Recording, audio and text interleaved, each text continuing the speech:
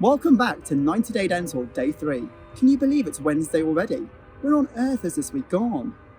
We've had a cracking couple of days with communication with Ashley Latta. We've got another really important topic for you today as well. How many of us are considering lowering our prices when we go back? How many of us are going to keep them the same?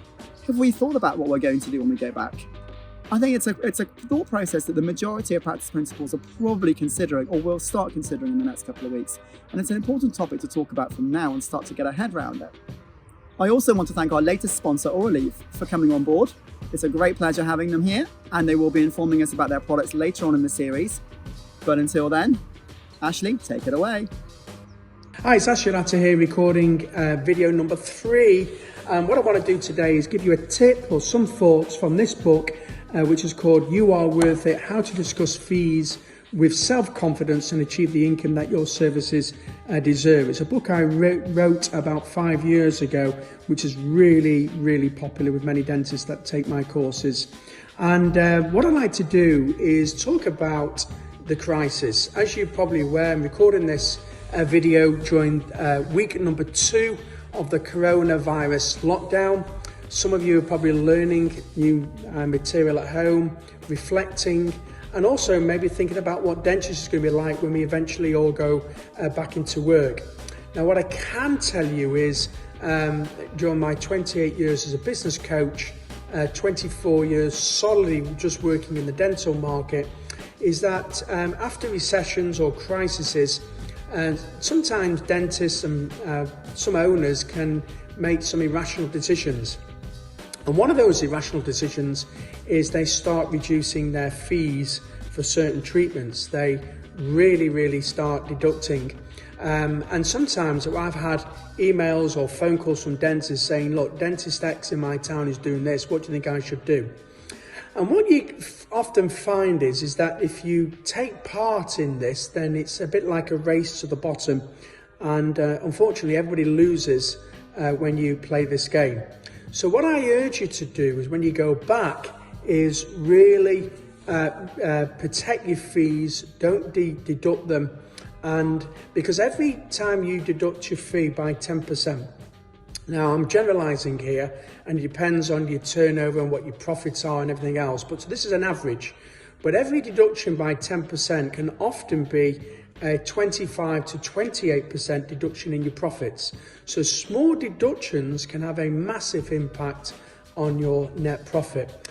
By the way, often it can go the other way. So if you do put your fees up by 10%, you can increase your net profit by up to a third, again, depending on the ratio of what your net profit to your turnover is. So what I strongly advise you to do is to protect your fees and don't deduct them, and instead create real value.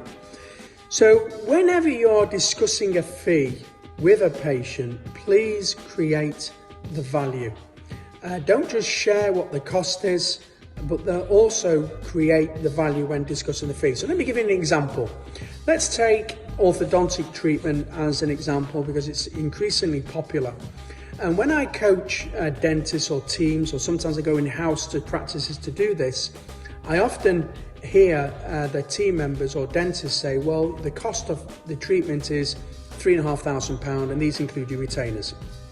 Well, unfortunately, some people, some patients might know what retainers are, but some of them probably don't. So what you've really got to do is tell the story and create the value when presenting the fee. So here's an alternative way of presenting the same fee.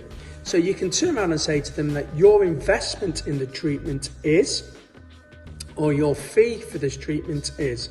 And let's say you go with £3,500 as an example. So then you can say your fee for this is £3,500, and this includes the design and your manufacture of your bespoke braces made specifically for you. So can you see the words I've used there? Bespoke, design, specifically for you. So people now start thinking, well, I'm getting something that's really bespoke for me. You can then tell the patient it includes all your appointments, say over a 12-month period. And then you explain to the patient what happens at the end, that it's called debond, we take the braces off, and then we fit retainers. And explain to the patients then what the retainers are, why you need them, and what the advantages are.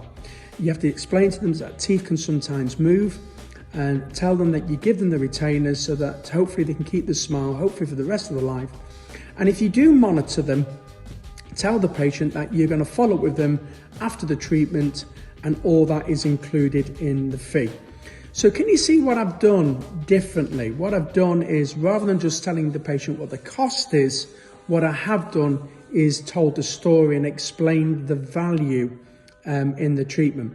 Now, if you do offer teeth whitening free of charge, it's up to you if you do that or not. But what you must do is tell the patient that you say to the patient, look, this also includes teeth whitening, which would normally be, say, £495, but I'm going to give you that completely free of charge. And now you've really created the value.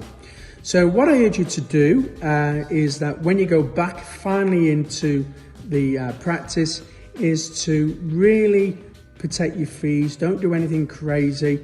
Don't forget, every 10% reduction in your fee is 28% off the net profit. But whenever you do discuss a fee with the patient, create the value and tell the story. And if you do that, you'll have less price objections from your patients, and you'll have more patients saying yes to your treatment plans at the fees that you deserve. Hope this has been really useful. Good luck with everything I've discussed, and I wish you all the success in the world, and hopefully we'll meet one day in person. Thank you very much. And that concludes our sessions with Ashley. It's been a great pleasure having him here. And tomorrow we'll be moving on with Laura Horton. She's got a great set of lectures lined up, starting tomorrow with personality profiling. It's been great having you again. And one final take-home message. Boris Johnson, despite any political differences that may exist between any of us or any of us in the dental profession, get well soon. We're all rooting for you.